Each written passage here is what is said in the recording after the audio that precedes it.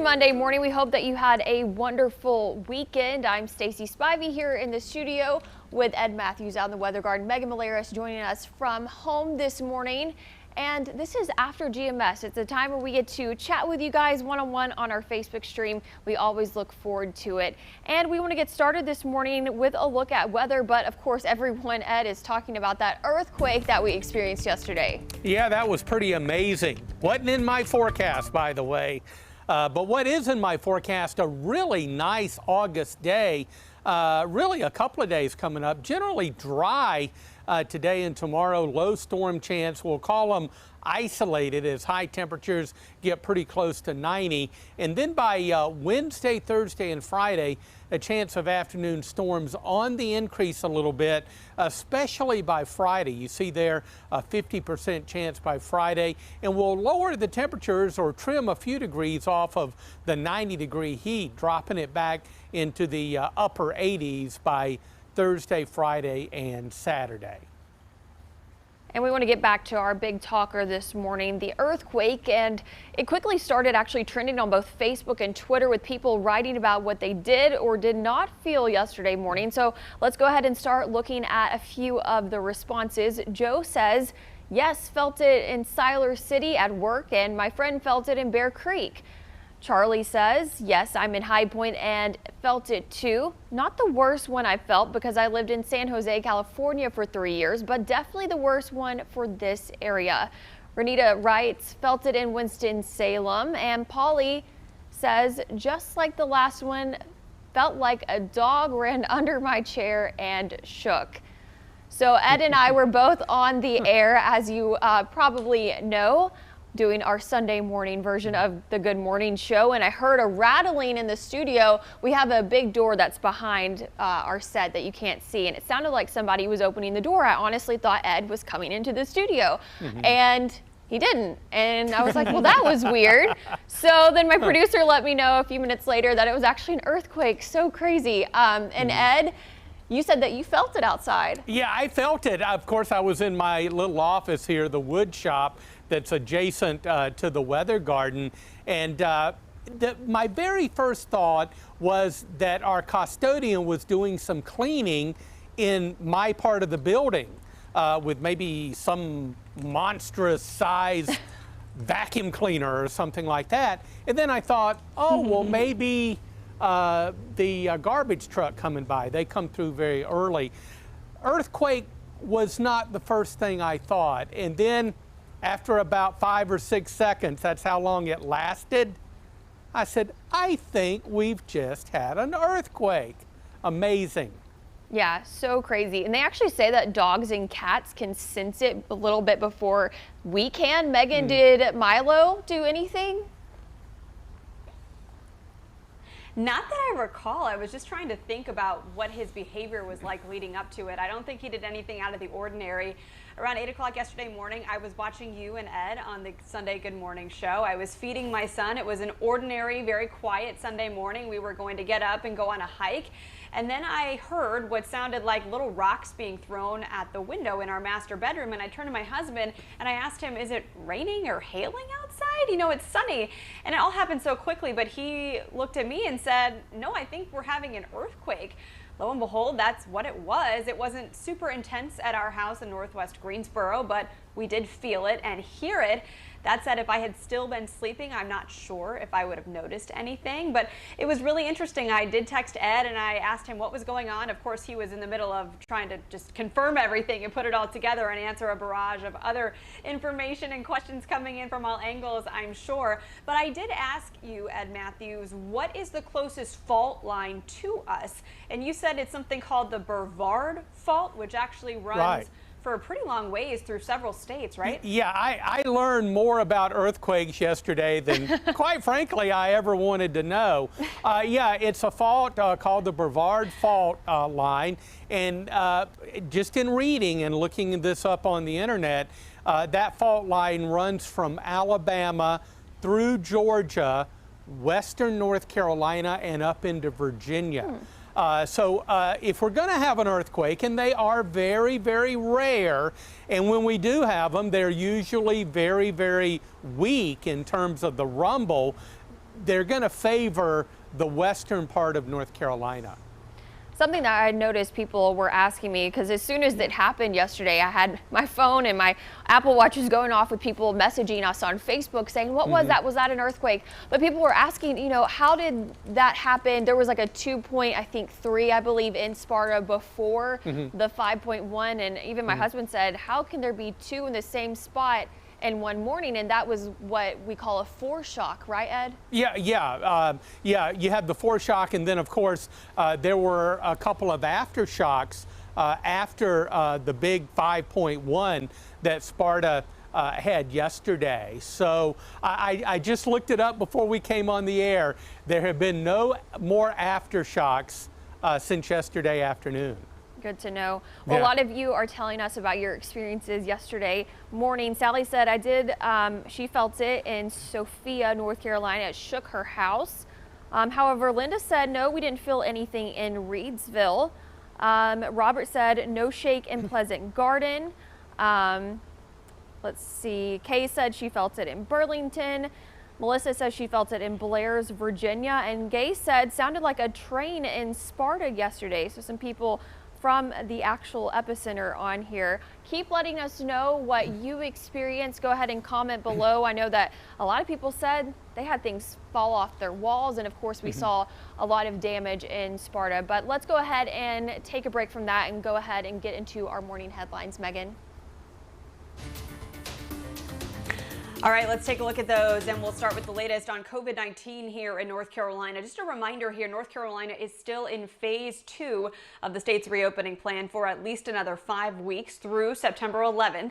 That means some businesses have now been closed nearly 150 days. Bars, gyms, and theaters, entertainment venues remain closed for at least another month. Mass gatherings in outdoor spaces cannot have more than 25 people. Gatherings inside cannot have more than 10 people. Restaurants do fall under different guidelines here. The decision to remain in phase 2 revolves around a growing number of COVID-19 cases and stable trends, but trends that are not yet consistently declining.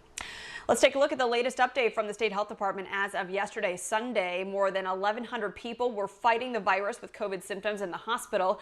Fortunately, more than 105,000 people have recovered since the pandemic started, and it's likely greater than that because we get an update every Monday. We'll have an update on that hopefully in the next few hours. Breaking down cases in the Triad, Guilford County reports more than 5,600 cases. Forsyth County, more than 5,200. Alamance County, more than 2,400. We'll bring you an updated case count and put the curve in context on WFMY News 2 at noon. After a dramatic drop in earnings, Disney World in Orlando says it's cutting back on park hours. Keep in mind, they just reopened to visitors July 11th after closing the park for 4 months due to the COVID-19 pandemic. That closure resulted in an 85% drop in earnings compared to last year, and you can expect to see some changes start after Labor Day. The Winston-Salem Dash baseball team is holding a free face mask giveaway today at Truist Stadium. The giveaway is limited to the first 1,000 guests. For details on how to get yours and how to stay safe at that event, here's WFMY News 2's Candace Red.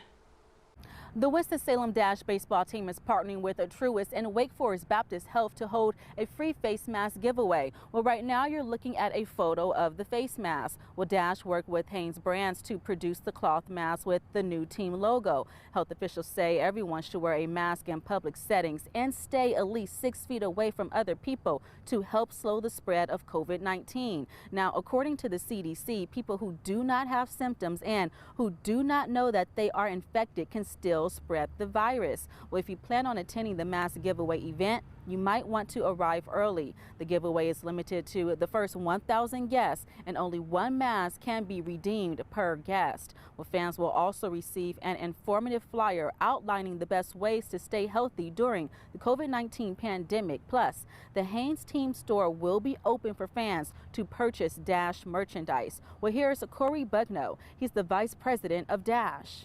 You know, we will have all the proper precautions. We do ask that people wear a mask if they have one when they come out.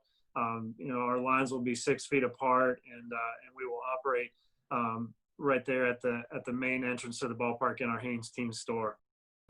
Again, only 1,000 people will be able to get their hands on a free face mask. Take a look at your screen because I want to make sure you have all of the details. The giveaway is today from 11 a.m. to 3 p.m. or until supplies run out. Masks will be given out at the Haynes Team store. That's right inside the main gate at Truist Stadium in Winston-Salem. Well, for more details on this, all you have to do is visit our website. That's WFMYnews2.com.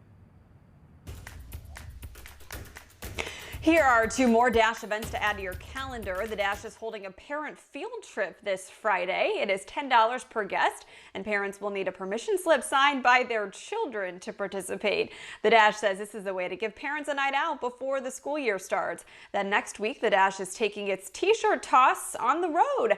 You can nominate your neighborhood by going to the Dash Twitter account.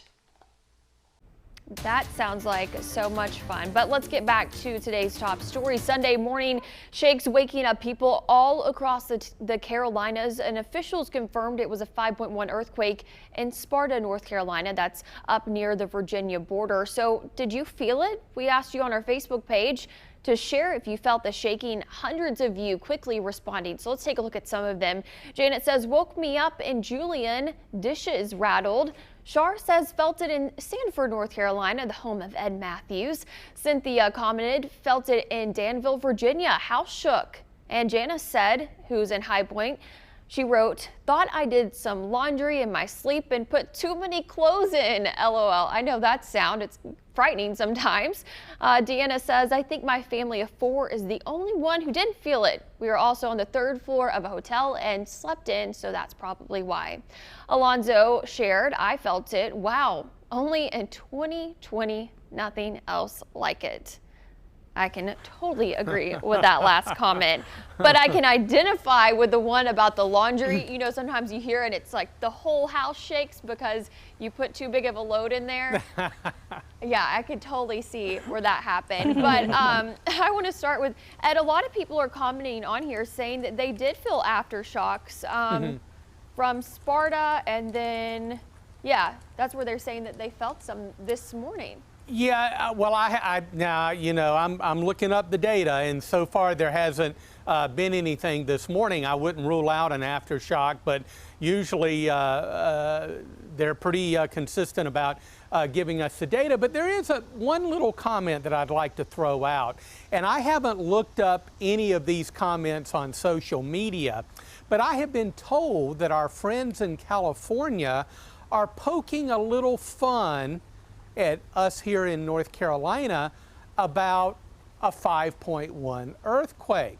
It's like, that's nothing in California, but I'd like to see Californians go through maybe a Category 3 or Category 4 hurricane. It's all relative, right?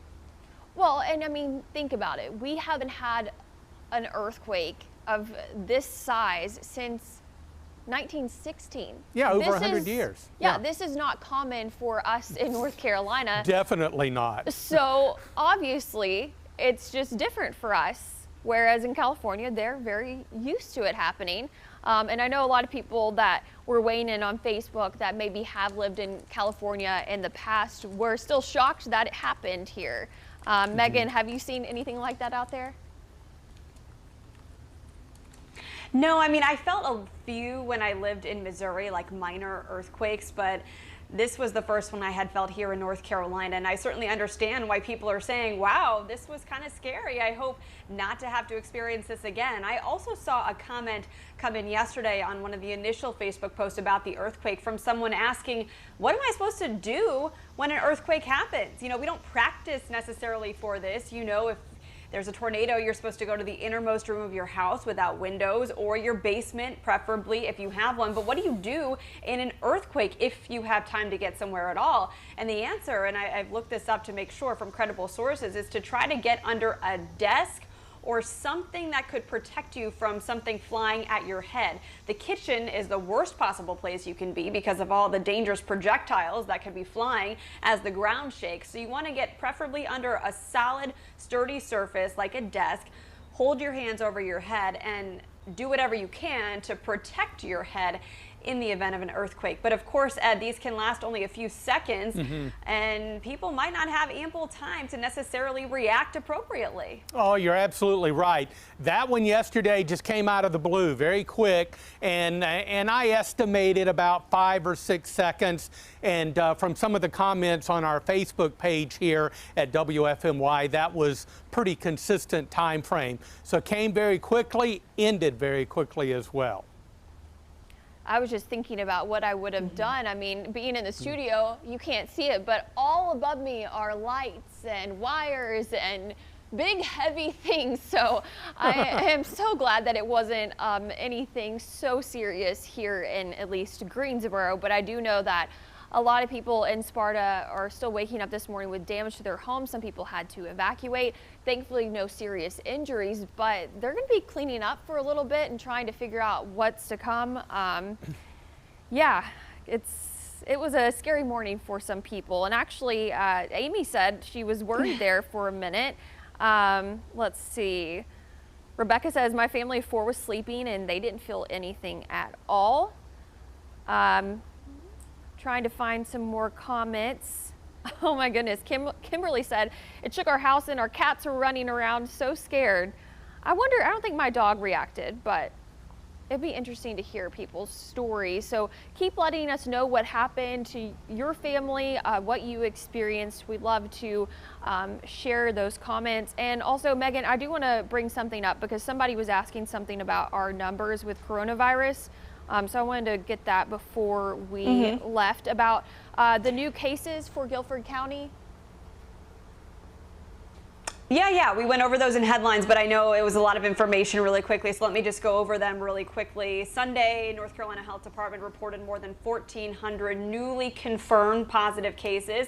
That was down about 500 from Saturday's newly reported cases, and also the percentage of tests coming back positive was down to a 6%, which is one of the lowest percentages we've seen in a while. That said, that percentage could change as more labs submit their data for a given day. So we always have to continue to update those percentages because they are not always as they seem initially. But there is some encouraging trends here. 1,100 people in the hospital, which of course is sad that many people are in the hospital, but that number is down from what it was just a few days ago with nearly 1,150 people in the hospital. And then as far as total cases, we have 136,000 total since the pandemic started, but more than 105,000 of those are recoveries, and we get an update on recoveries every Monday by about 4 o'clock. So hopefully we'll have that update for you by noon. If not, then you'll see it in our early evening newscast tonight. Megan, thank you. You are our numbers guru of the morning show, so I thought that I'd let you take on that question. But another guy that I know knows numbers pretty well is Ed Matthews. Yeah, and those pretty hot numbers, those high numbers, as we check our 7-day. Pretty quiet today and tomorrow. Low storm chance, but temperatures up around 90. And then by Wednesday, Thursday, and Friday, chance of afternoon storms on the increase, especially by Friday. And I anticipate some extra clouds. So what do you say we lower the temperatures only by a few degrees? Thursday, Friday, and Saturday, we're looking at upper 80s. All right, another warm week, you guys. Hang in there. It's almost fall. And look at that beautiful sunrise out there this morning. We hope that y'all soak in all the sun and have a wonderful Monday. We'll see you back here for WFMY News 2 at noon. Y'all have a great day.